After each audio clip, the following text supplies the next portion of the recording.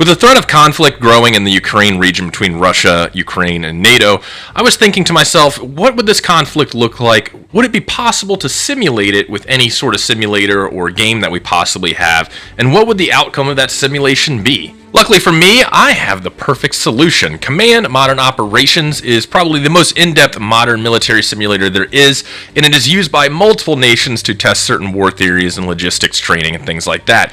It perfectly simulates sensors like radar, ELINT, EW, and also combines a lot of known values of weapons, what they do, and kind of puts it all into one simulation. The game also already features a near-perfect simulation of this exact scenario. It's called Dawn of the New Era. The developers made it a few years ago, and it is a Russian invasion from the Crimea region and eastern Ukraine with limited NATO fleet support and mainly air power in the NATO region to help Ukraine.